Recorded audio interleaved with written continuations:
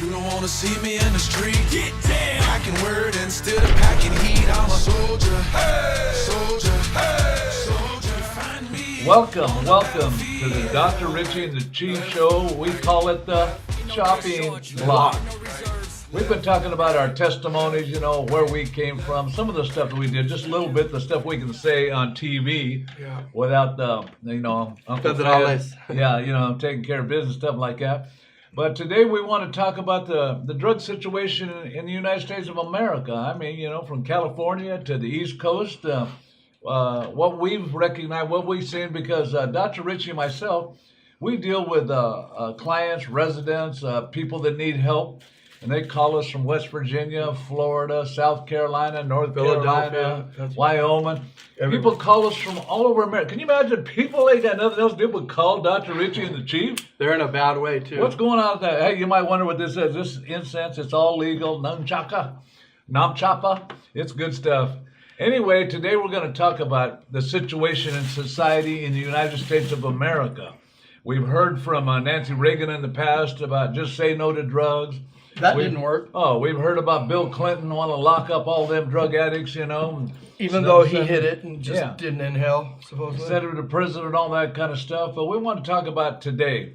Our president, like I mentioned before, Donald Trump, he says we need to get them before they start using preventative maintenance. Yes. So that means that as soon as a baby comes out of the mama's womb, we got to start teaching them the 12-step program. We got to start, you know, praying over them. Yes. I mean, it's rough now because it doesn't matter what economic background, doesn't matter what geographical area they live in, drugs, heroin, mollies, Xanax, methadone, alcohol, nicotine. Yep. It's getting everybody. We got to watch out because this is getting our moms, our dads, our kids, our grandkids, our great-grandkids. Capitalism at its best. Dr. Richie, tell me a little bit about, you know, with the clients you work with every day, with the inmates you work with, family members, you're a licensed marriage family therapist, all that stuff. What do you see being used, utilized, people are getting hooked on? What's the state of the drug situation today for you in America? Well, you and I have been around for a while, and we've seen the changes. You know, there was the, 70s type, hallucinogens and all that. And then, the powder cocaine thing came and, big money. And then the rock cocaine, crack. And then, meth made its resurgence. Heroin is making its resurgence, as we know. And 75% of the people addicted to heroin started with pharmaceuticals. So whether, you could blame the cartel or you could blame the pharmaceutical companies, everybody wants to point the finger. We can only control self. So ultimately we got to control self. But you and I work with kids. We say kids, they're 25, 26 usually, from all over the United States. And it's that heroin resurgence. There might be meth with it. There might be what they call death balls. Like I tripped out when they're like, yeah, I was shooting crack. And I'm like, you mean smoking crack? They're like, no, shooting it. I'm like, what? And they told me about the ingredients in a death ball, which is like gumbo, everything. I'm like, man, that's insane. They named it right. But it's tragic. And these are young people that are intelligent, that are capable, that came from good families. And life is so hard. There's anxiety, there's depression. And a lot of times it could be a sports injury. It could be just partying and whatever, just a few pills. And then the next thing they know, they're like telling their friend, you know what, I'm sick, man. I feel like shit today. I'm sick. And they're like, well, no, bro, I think you're strung out. Strung out? What do you mean? Well, you've been taking those pills all the time and you said you were out. Well, no, well, here, take one. And then, shit, I'm fine. Oh, fuck. Now, you've already crossed the line. You're looking back at the line. And that we know alcoholism and addiction, you see it when it's behind you. So it's not like, okay, get it before you can. That's great. Some people are born addicted because their mothers or whatever. And some people, by the time we realize, because of denial and being in the pre-contemplative stage of change, after the fact. So it's cool to do the preventative, but we also have to do once you realize it, what do we do? So, I see young adults, the heroin resurgence and everything. What are you seeing happening in today's society with drugs? Personally, like I said, I've been running detox program, rehab programs, doing drug counseling for the last 40 years. Mm-hmm. So like you were saying, the drugs have changed, but the game is the same. I have a mother who says her 11-year-old, she gave her 11-year-old some cough syrup, with codeine in it. And the next day, the youngster says, "Hey, Mom, can I have some more of that cough syrup?" And she goes, "Oh, you're still feeling kind of, clogged up and, your nasal cavity's messed up?" And he goes, "No, but I like the way it felt." So we have a generation. Johnny. Mom and Dad's working, and so they can't watch the kids. And then we got rap songs coming out talking about Percocet and Molly's and alcohol and drink this, drink, all these kind of things happening. So our young people are being influenced. So drugs is happening at a much younger age today. It's happening to, like I said before, every stratus of people. It doesn't matter where they come from financially or geographically. We get a lot of our clients like this from the wealthiest neighborhoods. Their moms and dads are lawyers, doctors, psychiatrists, whatever. None of that stuff matters. Today, if you have a child or a husband or a wife or a family member, every family has got somebody with an addiction problem. Every single family I ever talked to. You may think you don't have one. Well, your family has a denial problem is what they've got. And it's radical, Chief, because now that we know so much more about addiction, in the mid-1930s with the advent of Alcoholics Anonymous, Bill Wilson and Dr. Bob, and they learned so much about this disease of addiction. And some people be like, "Oh, it's not a disease, it's just weakness." And that's one way to see it. There's many different ways to see any problem. You can see it as a disease. You can see it as a psychological disorder, a spiritual malady. You can see it from any way you want, but ultimately the solution is going to be the same. All these different, things that you have to implement, but it's a sad thing. And also we know that you can be addicted to things other than drugs. We got workaholism and AAholism and people being on Facebook and social media or video games. Like, you could be unhealthily engaging in so many different behaviors. And of course, who's to judge? It's for the individual to say, hey, is this getting in the way of my productivity? Is this getting in the way of me having a balanced, fulfilling life?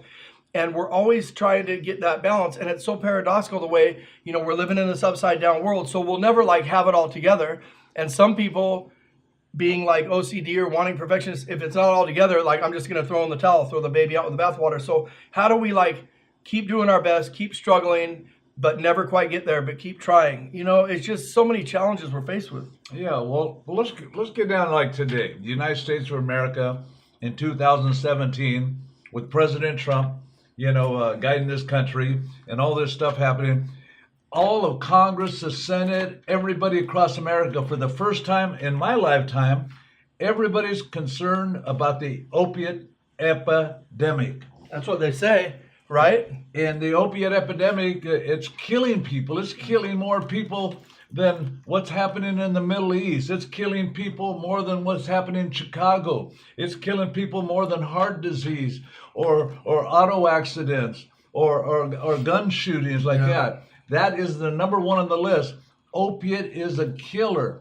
And it starts off, like I said, with Percocet. It starts off with codeine. It starts off, with Norcos. And it starts off with all these different names, oxycodone, all these different things like that. They're given for sports injury, given for that. But here's the point.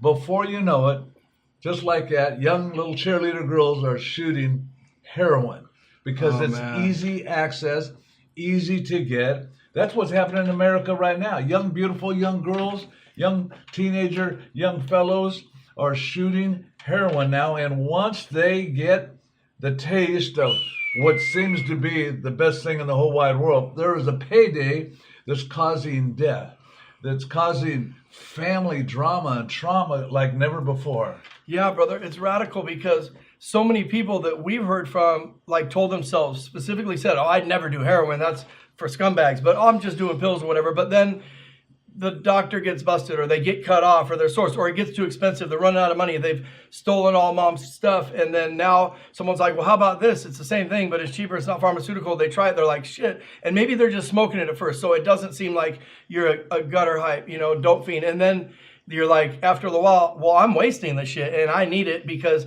you're not doing it to get high really anymore. You're doing it to stay well. And people are like, "Well, how could someone, why do they keep using it?" Imagine you have the worst flu you've ever had. You can barely get to the restroom. It's coming out both ends. Your head hurts.